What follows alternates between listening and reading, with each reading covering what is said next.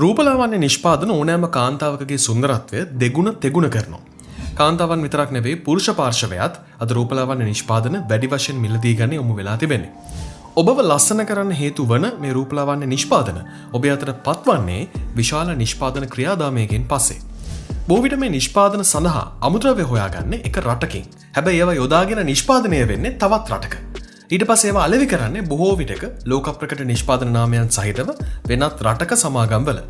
මේ සම්පූර්ණ ප්‍රොසෙස් එක පිටුපස හැංගිච්ච හරිම දුක්බර ඛේදනීය කතාවක් තමයි අද අපි ඔබත් එක්ක මේ බෙදා හදාගන්න ලෑස්ති වෙන්නේ. මේ කතාව අපිට වාර්තා වුණේ ඉන්දියාවෙන්. රැඳෙන්න කියලා ආරාධනා කරනවා ඔබ මෙපමණ කලක් එදිනෙදා පාවිච්චි කරපු ඔබේ රූපලාවන්‍ය නිෂ්පාදන පසුපස සැඟවුණු මේ කඳුළු කතාව සම්පූර්ණයෙන්ම නිසියාකාරව හරියටම දැන කියා ගන්න.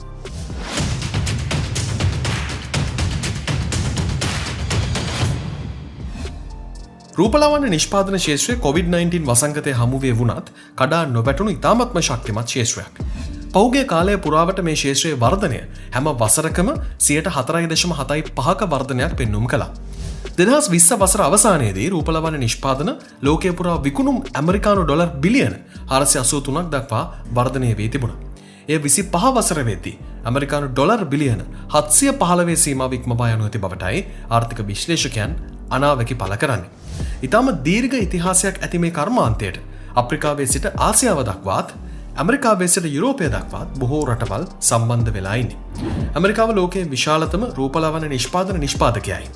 ජොන්සන් ඇන්ඩ් ජොන්සන් සමාගම ලෝකයේ විශාලතම රූපලාවන්‍ය නිෂ්පාදන සමාගම විදිහටයි අදටත් සැලකෙන්නේ.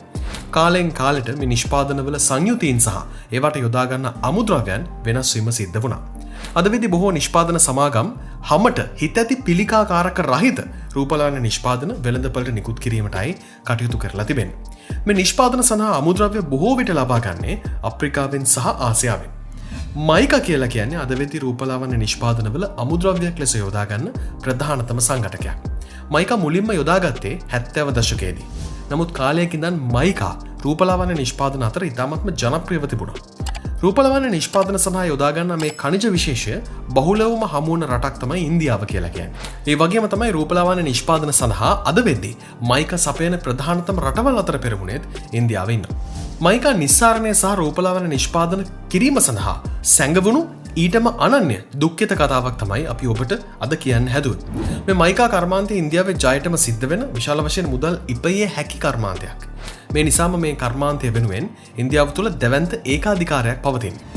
මයිකා කර්මාන්තයක් ලෙස ඉන්දියාවේ බහුලව සිද්ධ වෙන්නේ බිහාර්, රාජස්ථාන්, ආන්ධ්‍ර ප්‍රදේශ සහ ජකන්ද් කියන ප්‍රදේශවලයි. මයිකා පතල් පවත්වා ගැනීම සඳහා ඉන්දියානු රජයෙන් විශේෂ අවසරයක් ලබා ගන්නට ඕනේ. ඒ වගේම මයිකා පතල් සඳහා ළමා ශ්‍රමිකයන් යොදා ගැනීමත් සපුරා තහනම්.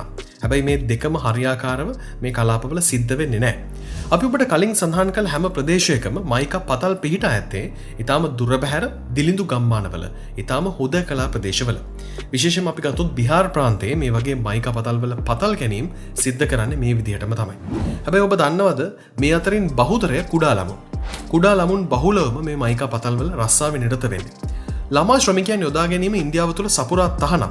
එවන් පසුබිමක වුණත් මේ පතල් හිමිකරුවන් මේ කර්මාන්තය සඳහා බහුලවම යොදාගන්නේ කුඩා ළමයින්ව. මේ සම්බන්ධව ඉන්දියානු සමාජ ක්‍රියාකාරී සංවිධාන වගේම විදේශ සංවිධානත් අවස්ථා රැසකදී පරීක්ෂණ කටයුතු සිද්ධ කළා. ඒ වගේම ඉන්දියානු රජය වෙතත් වාර්තා සැපයුවා. හැබැයි මේ කිසිම දෙයක් සඳහා නිසි පියවරක් මේ වෙනකල් අරගෙන නැහැ. කොමුණත් පතල් හිමියන් ඉන්දියානු රජයේ ප්‍රබලයන් සමග සමීප සම්බන්ධතා පැවැත්වීමත් ප්‍රාදේශීය ආරක්ෂක අංශ ඔවුන්ගේ ඉත්තන් බවට පත්ව තිබීමත් මෙයට හේතුව වෙලා තිබෙනවා. කොමරි පතල් ආශ්‍රිතව මේ වෙද්දී ළමුන් විශාල සංඛ්‍යාවක් රැකියාවල නිරත වෙනවා.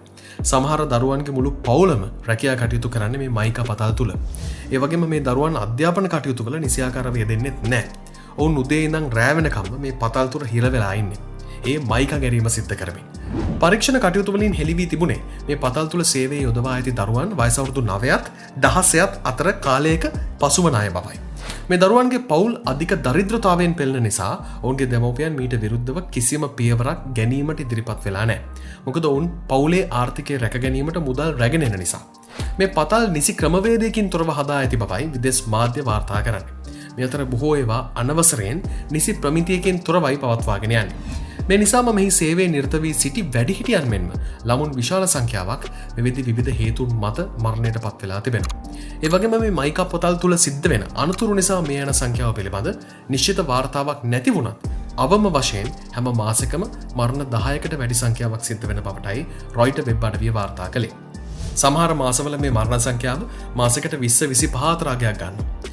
ඒ වගේම හැම මාසකම එක දරුවෙක් හරි මේ මයිකා පතල් තුල සිද්ධ වෙන අනතුරු නිසා තමන්ගේ ජීවිතෙන් සමුගන්නවා. ඉතින් මේ වගේ අවස්ථාවලදී ඇතිවෙන තත්ත්වයන් පාලනය කිරීම වෙනුවෙන් පතල් හිමියන් විසින් සිද්ධ කරන්නේ එම පවුලට සැලකිය යුතු මුදලක් වන්දි වශයෙන් ලබා දීම පමණයි. බොහෝ විට දරුවෙකු මිය ගියාම ඉන්දියානු රුපියල් ලක්ෂයක පමණ මුදලක් ඔවුන් විසින් පවුලකට ගෙවනවා. අන්ත අසරණ ජීවිත ගත කරන මේ පවුල් වලට ඉතාමත්ම විශාල මුදලක්. එනිසා එය පවුලට සහනයක් බවටයි අවසාන වශයෙන් පත්වෙන්නේ. දරුවාගේ මරණය ගැන චෝදනා ඔවුන් වෙත එල්ලවීම ඒ හරහා පතල් හිමියන් විසින් බලකාලුන් ලබනවා. මේක ඇත්තටම ගත්තොත් ඉතාම ඛේදනීය තත්ත්වයක් බව සාමාන්‍ය බුද්ධියකින් වුණත් ඕනම මිනිසෙකුට වටහා ගන්නට පුළුවන් වෙන්නට ඕනේ. මේ පතල් තුල බොහෝ අනතුරු සිද්ධ වෙන්නේ පතල් කඩා වැටීමෙන් හෝ ඔක්සිජන් හිඟවීම හේතුවෙන්. ඒ වගේම මේ පතල් පවතින ප්‍රදේශات ඉතාම කටුක දේශගුණයක් සහිත දූවිලි පිරුණු ප්‍රදේශ.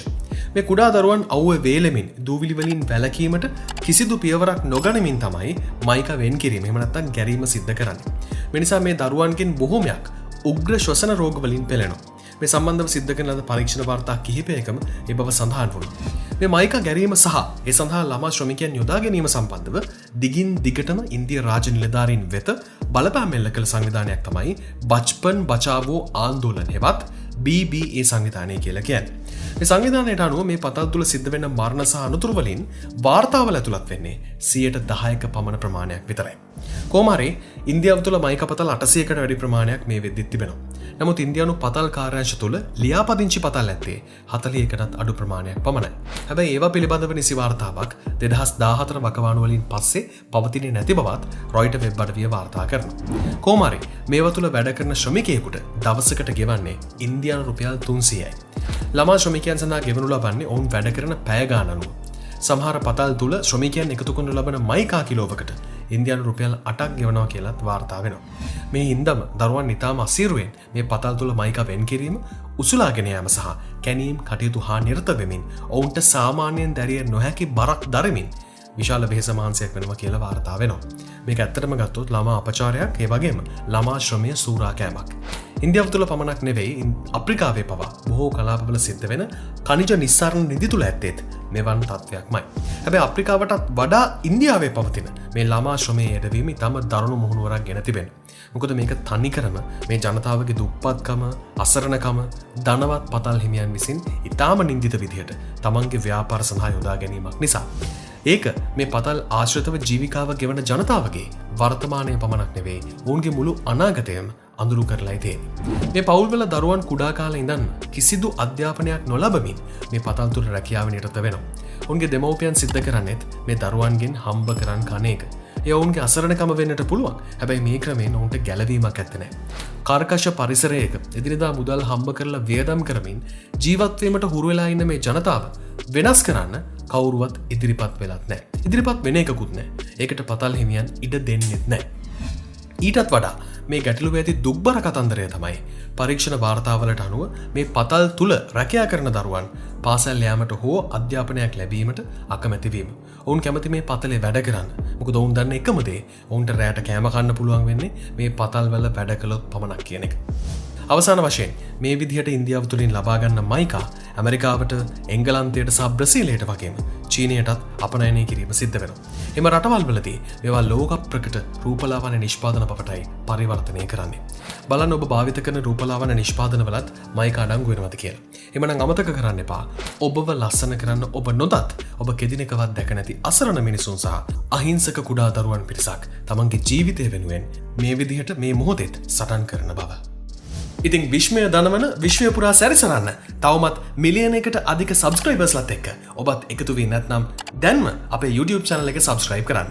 තවත් කෙනෙකුට මේ වීඩියෝ එක පේන්න share කරලා ඔවුන් නොදන්න දේවල්, ඔබ නොදන්න දේවල් සියල්ල බෙදා හදා ගන්නත් අමතක කරන්න එපා. තවත් දවසක මේ වගේම සුවිශේෂී වටින කියන වීඩියෝවකින් ළඟදිම දවසක ඔබව හමු වෙනවා. එතෙක් රැඳිලා ඉන්න දිගටම ඔබේ ආදරණීය විශ්ම ලෝකයත් එක්ක. අදට අපි ගිහින් එන්න. ඔබට සුබ දවසක්. ජය වේවා.